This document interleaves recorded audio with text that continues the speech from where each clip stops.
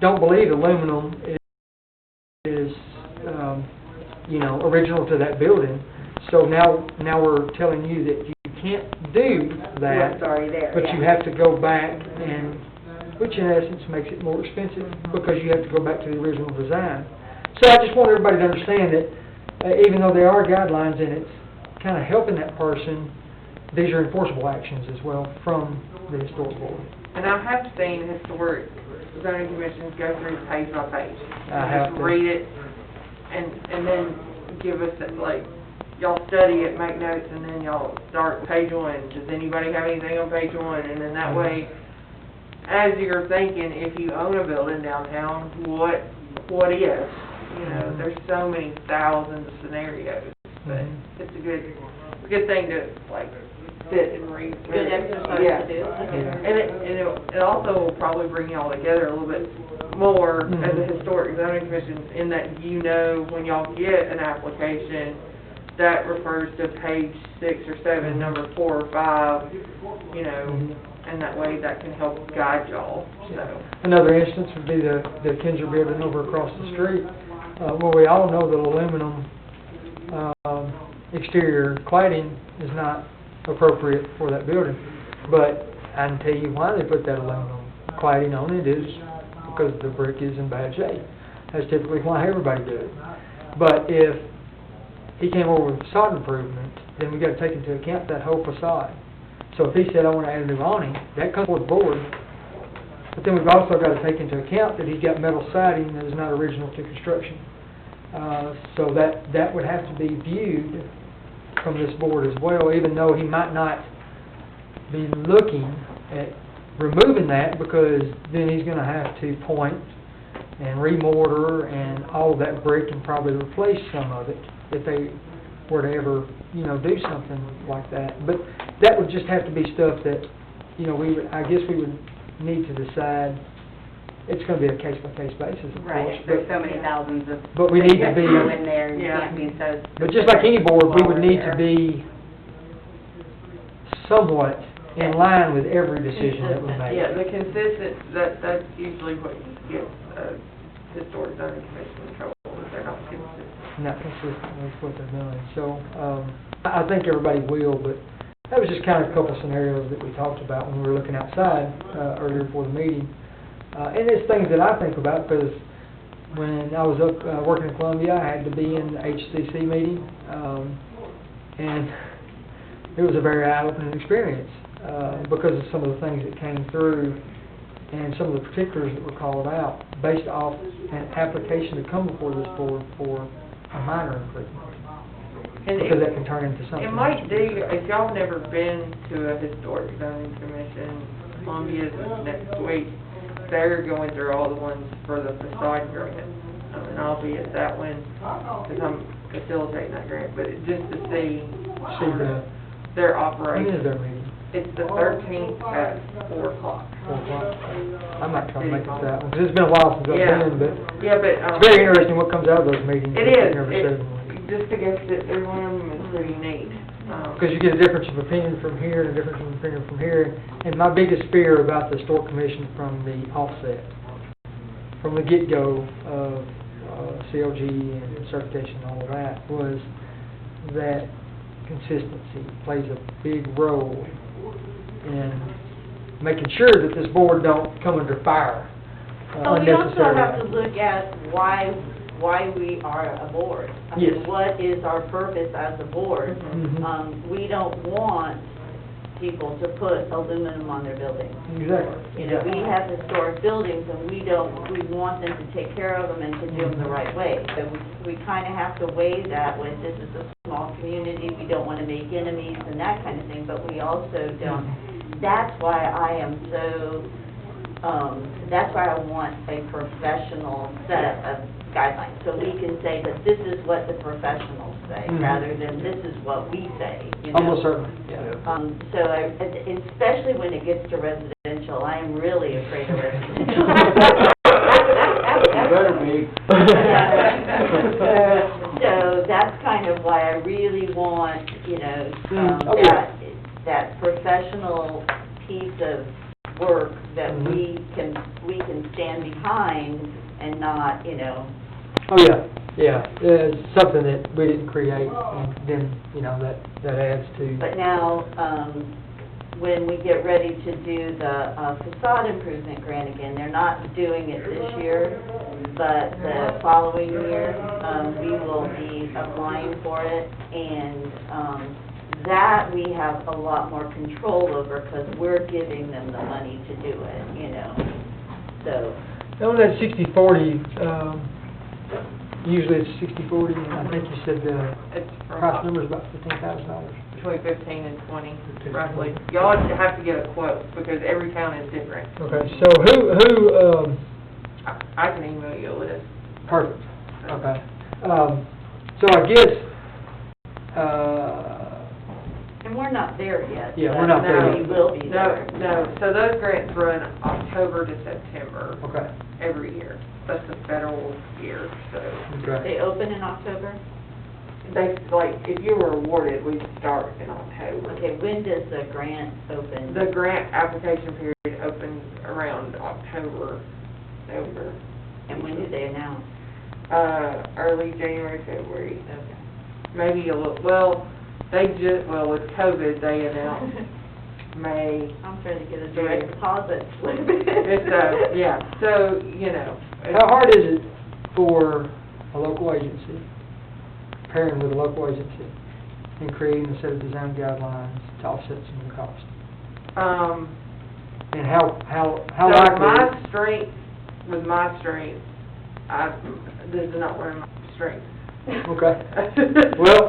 I'm just gonna be honest. Yeah, we appreciate that. But also, I can help, that's why I'm here, so I can help, Yeah. and then I know the right people at the Historic Commission in Nashville that can help us Okay. to get to where we need to be. Okay. I have the tools. Okay. My strength's survey and National Register nominations and research. Yeah. And grant writing, those are my strengths, so. Many hats, right? Yeah, so, Okay, well, you know, 'cause that, you know, proposing this to the, you know, proposing the 60/40, $15,000, $20,000, to the city commission, you know. for But that- that's just a rough estimate. You Yeah. could probably call some people that I can send you a list of, and you can get quotes, just say, we're thinking about eventually applying for a design guideline grant. It's this big, it has this many properties, it's got a mix of commercial, residential, approximately what would a design guideline Yeah. cost? Does, Main Street have any, thing that we could use to, offset that? They might, and that would be a Lord Todd question or Nancy Williams Yeah. question, so. So that's, we Yeah. may be able to do something there too. Yeah, we've got to be creative, and typically small communities do have to. Absolutely, absolutely. And then the facade grants now, I'm administering one that's still federally funded in Linden, and then Columbia and Pulaski are state funded. And I'm administering those, and, state funded is a lot different than the federally funded, so, No Davis Bacon wages. yeah, none of that, so, it's a lot easier, so, and I would be happy to help facilitate that as well, when y'all get ready for that. Thank you. Okay. Where y'all meeting at on the 13th? It's Columbia City Hall in the basement, as far as I know. If, at one time they talked about doing a virtual meeting, but I don't think they're doing that yet. So, some communities are, some communities aren't, it just depends, so. Okay. Okay, so I mean, you know, I guess we know where we stand right now, at least, thanks to Ms. Sarah. So, I guess as soon as, Jane can Well, help us with I that. also have examples, of design guidelines from the South Central District. I have a big notebook at the office, so, and I can, Collierville's is good as well, so I think this is a good base for y'all. Good, good. So basically, what we need to do is take the residential and do with the residential what we did to this one, and then combine the two and have a draft of something that is for Mount Pleasant. Mm-hmm. I'll do this Thank you. if everyone here will go through this one, the commercial one, and make notes. And because if we're doing this once a month a meeting, going through every page is gonna be really hard to get done. That's correct. And we're all busy. So if everyone will go through this and make notes on there, any questions that you have, take this with you and walk around town and look at the commercial buildings. If you see something there that you think is questionable, or if you pretend like you're gonna take a building and you're gonna redo it, and go through these and see what your questions would be on these. And make notes Yeah. there, and then we can get together and look at those notes. And meanwhile, I'll take the residential ones and see if I can suit those to, the buildings that the residences that we have. Some of them apply to everything, but, Mhm. overall, but, some of them are pretty specific, the things that we don't have, we take that part out.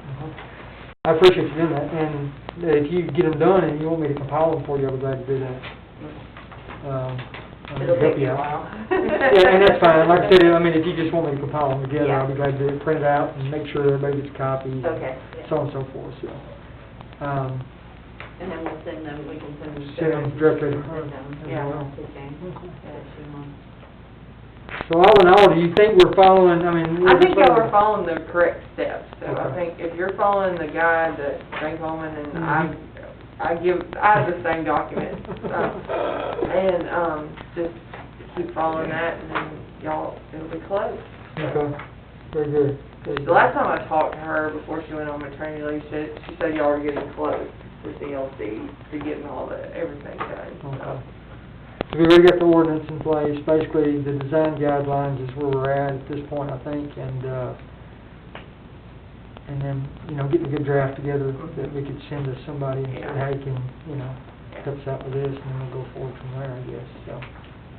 So go back to what Donna said at the beginning. Should we not go ahead and move forward? Yeah, we need to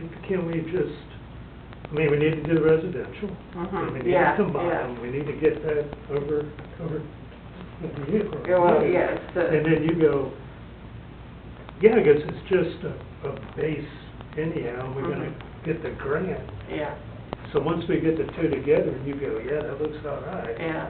Then we vote and move it on. Well, Is that- and with the grant, it just depends on how much money they get, and so Right. some, as you know, and Donna can tell you, applying for grants, sometimes it's, you get them or you don't, Yeah. you just have to continue. Sometimes it's how many ever times you apply. Yeah, you just have to keep So, applying. yeah, you still have to keep- 3 times the charm. Yeah, that kind of stuff, or maybe Or 6 times. Or 5th or 6th time, it just depends on that, so, but just keep that in mind. Okay. Yeah, but then you can look at it, how important it is to the city. Maybe they can go into their rainy day fund. Yeah, and I'm not saying the city wouldn't, I'm just, when you present something like that to the city commission, you always want to When you gotta have. present it in good light and have enough Yeah. information to go forward, Yeah. but at the same time, Yeah. you want to have alternatives that you can fall back on Oh, if yeah. the city Right. commission says Yeah. no. Right. Do you have something that lists the advantages to being a certified local government that we could use to present to the I think commission? Jane Coleman fixed a sheet like that. I'm not for sure. I'll look in my files tomorrow, when I'm back at the office. I did not bring that folder, so. It'd be perfect if you I'll got look something through. like that. Yeah, I'll look through, because most things, most federal programs at the Historic Commission, all of them, have like a little snapshot thing, Right. like if you're gonna put your house on the National Register, here's what it does and does Mhm. not do, so, that kind of stuff.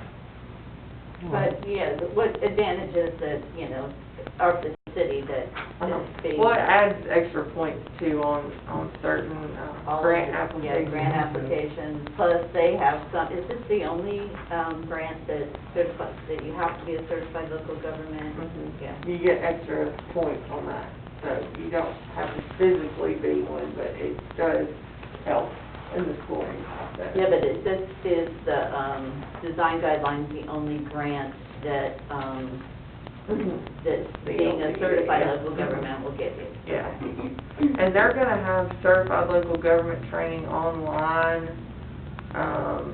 which is useful even though y'all aren't certified local government yet, because that might answer some questions.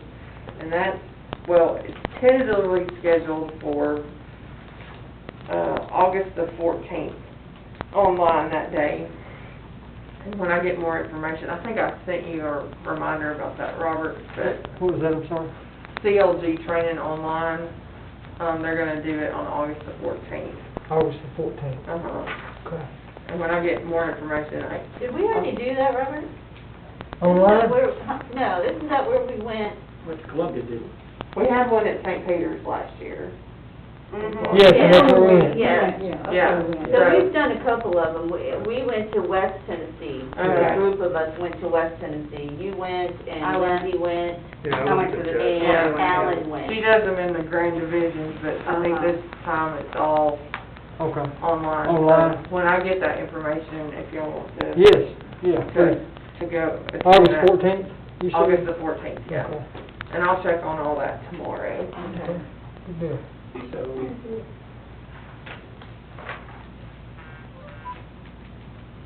our plan now is to go through the, design guidelines for the commercial buildings. Yes. I went through with, Okay. Did you? I went through with some picky little things. Okay. But I was just assuming that this was gonna be our final product, and so what I did really is totally irrelevant, you know. When we refer to page 78 and we only had 25 pages, it's like, you know, little things like that. Yeah, I think that as well. It's just an overview of, And what we Yeah, call- what we- that's and what we call- copy and pasting. and what we call ourselves, you know, are we the Historic Zoning Commission, are we the historic, you know, just, Go ahead and note those. yeah, I've got, yeah. and so- Okay, and Those are the kind of can things. you send me an email with those on there? Sure, I mean, And then I'll go back into the original one and I'll change it and I'll correct those as I go along. yeah, just little minor things. No, I But appreciate it. I was assuming that this was gonna be sort of our final product, but. You went fine, this is- good. Yeah, so now we understand that we're moving in that direction. Yeah. Well, it's gonna be our final product until we get Professional. a grant. Yeah. Until we can afford to do the next step. Sure. I think it's a good base, and I appreciate you doing that. Yeah. And that's what I started doing when I started reviewing, was just looking through it, and, But it always helps to have another set of Oh, eyes. It does, it does. Always. You cannot proofread your own, No. because No. what you see and what I see and what's on the paper can be two different Yeah, things. the Columbia Herald needs a little help on that one. Oh, I agree. I agree. That's the worst. I go through it with a highlighter, and it's my favorite thing to do. Well, please, I mean, if you'll send me any changes, any of you, look through this, and I didn't think about, I mean, I agree with you on things that we have, you know, that Mhm. people already have. So look at the buildings, pretend like you bought a building, just go buy any building, and you're coming to the commission, and this is what we're saying, you know? I think that's a good point that Robert made earlier, you're right. Absolutely. We don't want to discourage Mhm. progress, Yeah. but if somebody takes that siding off, it's gonna have to be brick. Yes, sir. But Yeah. I think, so I'm gonna look at it from a completely different perspective now. I really wasn't really paying that much attention to this one, Mhm. but that's a really good point, and that's the way we need to look at that. Well, and then what's the time period we're looking at? It's easier for me to look at things visually when I see them out there, you know, what if, and like I said, I've actually been through the Historic Zoning Commission or sat in a board meeting, so the particulars then really come out. It's very interesting because everybody should be on the same board, but what I experienced, at least in my experience, not everybody was on the same board. So then you get a difference of opinion here, reading about what these design guidelines say, then you get a difference of opinion from another person. Yeah, and, you know, living in a historic home, Mhm. doing rehabs on some other property, you know, I understand how you may want to keep it historically correct, sometimes it just costs money to do that. Well, yeah. So you've got to apply some common sense. If we don't, like, we don't want to discourage progress here, because our Right. progress definitely is not going where I think it should be going. You can make it look like it. Well, you can use like materials or similar Yeah. looking So I think that's materials. what that's what we need to do. We need to make sure that it's general enough that we don't, have just, you've got to use this. I think when we get there, because I've read that after moving in this house here, going, holy crap, I couldn't afford to do that. Oh, yeah. You can't. No. But, I mean, as long as this is how we want it to. Well, yeah, like, from the time y'all enact it, it's from henceforth, it's not Yeah. going retroactive. After looking at some of the buildings down in Springville, I couldn't afford it. So I wanna do There that. are Well, no, materials that look look at, the just same. look at some of these, you got, if you look at like, door, and the back place for the houses, $500 for one. But no, yeah. So, I mean, it's, and if you, so. Do you typically find, this is a question for you, do you Okay. typically find demolition by neglect criteria in design guidelines? I think that they covered that in the Columbia. That's where I've seen it. That's why I was asking if it's a Sometimes part they of the design. do, guidelines. I guess it just depends. Just depends. And that's one thing that I really like when y'all are looking at these buildings on the outside. Keep in mind that demolition by neglect is the real thing, and it appears before the board. It can appear before the board. So, that being said, we got to, there comes a point in time, the example that I'm gonna use is just something I actually seen happen. The example I'm gonna use is, what I experienced when I was at the board meeting, at a building that was considered a non-contributor, but it was still in the historic area. The roof caved in, basically. The building hadn't been maintained for years. The building owner was a defunct organization. They didn't have the funds to bring it back up to the criteria that was in the design guidelines. So, those are just things that'll be talked about in, some of the meetings maybe, possibly. If you said dilapidated buildings being uncared for, I have to address it in property maintenance because, number one, life safety and welfare for me. But then, that's how that one actually started out, was me sending a letter saying, look, you need to repair this building. Well, I can't. Well, why can't you? Because it's in the historic. And That's the one that fell down in Columbia, right? no, ma'am, it was actually just down the street from it, really. That one that fell down in Columbia was another instance. You know what the furniture store on Bluegrass?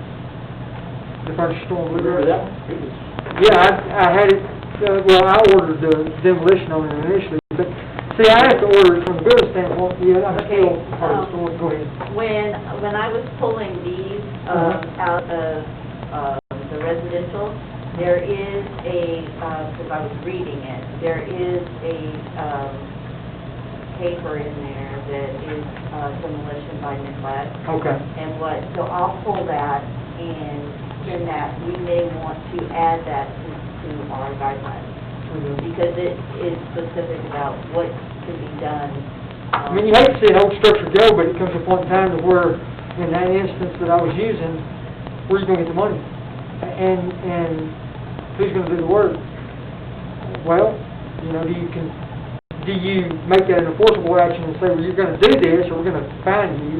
That's exactly what they did. Day and day and day and day. It's Collierville, and it is, up to $500 per instance, and each day is a separate instance. It is, and that can accumulate to a point to where, to a point to where. I'm not saying that that's what we want to do. I'm In just saying reality, I read that. on the backside of that, the only way you can collect or attempt to collect any of that is through a court action.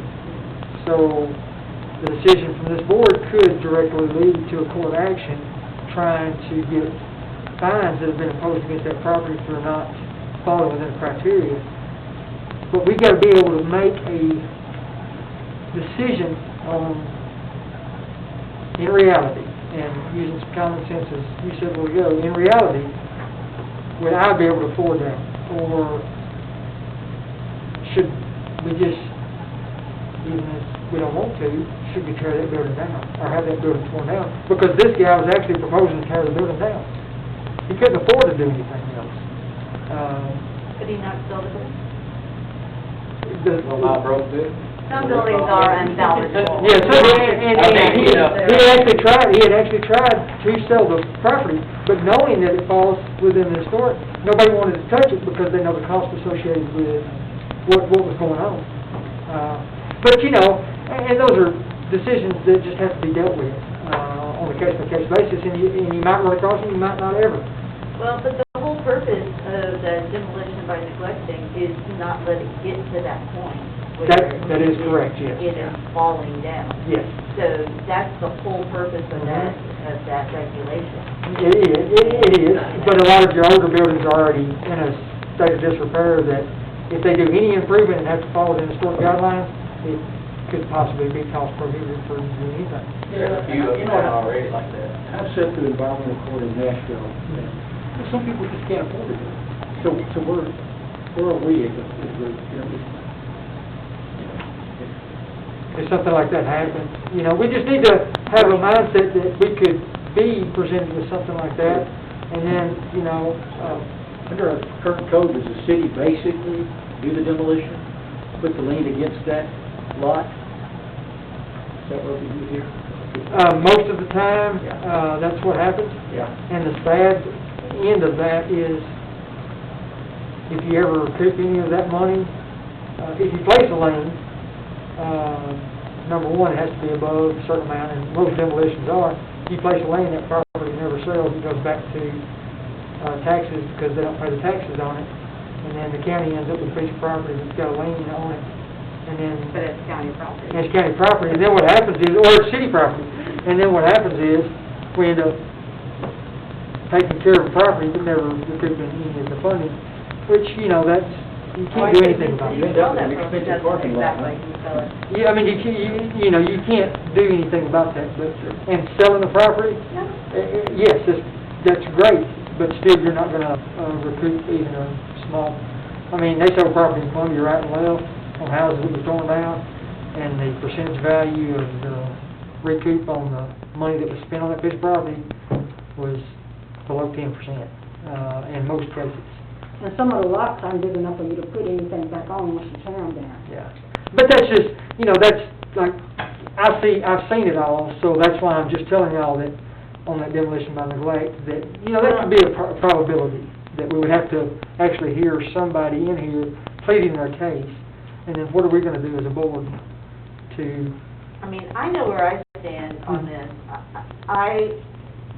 Do I care if somebody is redoing a facade and, they need to substitute something because it's cost, I mean, they can't afford the cost of it, but they're fixing something? If it's like materials Yeah. and visually. Yes, and it fits into what the historic district is Mhm. supposed to look like. I don't want to make it hard for people. Yeah, and I don't think that's what we're trying to do. I'm not here to make it hard No, for I people. don't, that's We're not, here to that's make not what it y'all are as supposed to easy do. as possible for people to do this. mm-hmm. And to give them some guidance, Mm-hmm. you know, because a lot of people don't know. That's very true. And Very to true. give them some guidance on it, some suggestions, but I don't think that we have the hammer and we're gonna say, you can't do that to that building and you can't, you know. Mhm. Yeah. Yeah, some of that exists in East Nashville. Yeah, we're certainly aboard to help and kind of give assistance, but just know that this is a board also that has enforceable action, that you can do, and sometimes that's the only choice that you have, is to enforce what's actually in those guidelines, So, in other words, when reviewing this, we need to make sure that our guidelines are general enough that we can Mhm. have a little Flexibility, leeway, yeah, flexibility, absolutely. and eliminate all those very specific things. Yeah. That's correct, yes. And I'd like to thank Donna for doing all this work. Yes. Yeah, appreciate it. We know the effort that goes into that, appreciate it. Yeah. And, you know, unless there's further discussion, really, that's kind of, all we had on the agenda tonight. I think everybody's got kind of the next steps in the process, and then when we come back to our next meeting, maybe we'll have everybody's opinion, Yeah. notes and stuff like that that we can. And everybody has my email address? Mhm.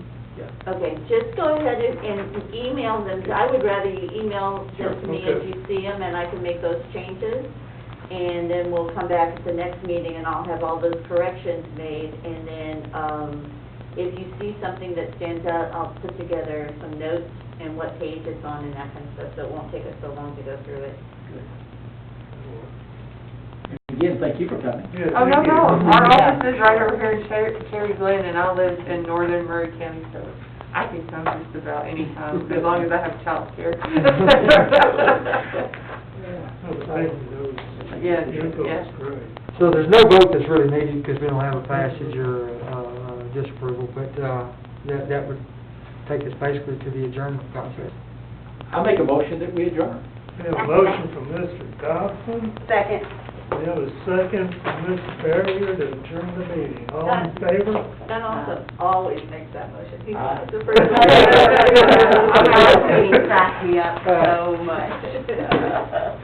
All right, so we're adding demolition by neglect, we're moving to specifics, getting notes to Donna. Can I, now, is the microphone off? Okay, when we get the professional to come in, can I make sure that my house is not on there as a don't do this picture?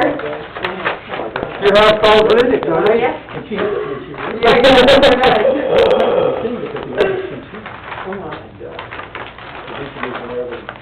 Do you think it would help everybody if they had the historical, the application for the historic, commercial district, and the descriptions of the buildings and why they are, what do you call it,